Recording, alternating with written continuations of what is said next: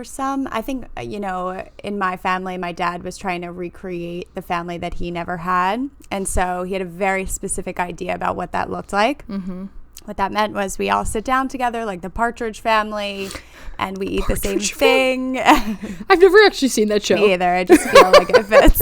I'm not actually sure if that's true for them. Brady but good Bunch? for them. Sure, yeah. I think both were just singing. Were you guys also singing songs together? We weren't, but I think my dad probably expected that. Okay, great. Like that kind of thing. Like we all come down the stairs and we're like, la-di-da, Daddy, how was your day? And like run up to him. Obviously that was not the case. So, but he also expected that we all ate the meal that Mom made, and I was a very picky eater. I just wanted bread and butter all. Who didn't? And so it was a really. So what'd you do? So did you have to eat it? What was the rules? No, it was there was a lot of friction, and I would kind of fight back because you didn't like that. It didn't make sense to me. I was like, why should I have eat something if I? So I would fight back a lot. And so it would turn, and my brother was very hyperactive at the time. So like, needless to say, we were not the Partridge Family. Brady Bunch. Anyway. So I want you to think about, if you're listening to this, what are some family rules that you had growing up?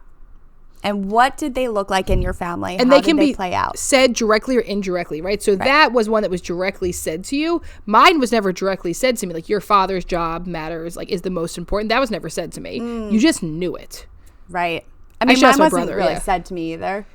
It was just very clear. Very clear to sit down and do this. Yeah. And the interesting part we should also talk about is that, like, enmeshed parents tend to respond too quickly to their children, where disengaged parents or diffused parents don't respond quickly enough.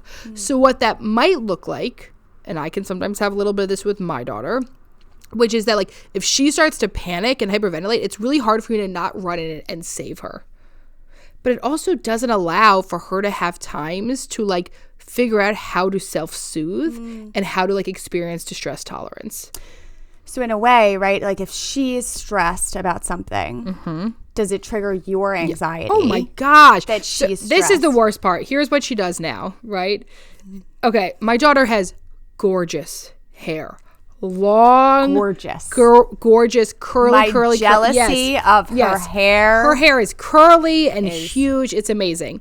It's also, she won't let us cut it, and it's very tangly because she also doesn't want to wear it up. So she wants it down, she wants it not brushed, and I can't cut it. I mean, her hair is like down to her butt, and so, like, this is a big thing. She that, looks like, so cute. I know. But, like, every 3 days, right? Like, when we wash her hair, because curly hair, it is like you would think we're murdering her in the shower. It hurts. It hurts, right? So, like, no matter how much detangler, conditioner, anything, and we only brush her hair in the shower. I learned a lot about curly hair. We only brush her hair in the shower with conditioner on it. So, like, in theory, we try to make this as manageable as possible. And my God, it is not. No. That sounds hard. So one of the things that'll happen is she will say, you're hurting me. And that is, like, super triggering to me because, like, of course, I never want her to be hurt. And also the idea of her, like, saying this out loud and her needs not getting met. But, like, also, like, I have to brush her hair. That's, like, not an option. 100%. So you get lost in this very difficult thing about, like, a super overly enmeshed mom would just be like, okay. I just won't brush your hair. Because their anxiety is heightened. And Yes. Or they'll say, just get over it. Here, I got to go do it, right? So in either way, it's like an extreme, as opposed to, like, okay, how do I calm myself down and say, like, I know that this is hard. I know that you feel like it feels uncomfortable. You are safe. I am here with you, and I still have to finish your hair. I feel comforted by that. She still does not. She still does not give a shit.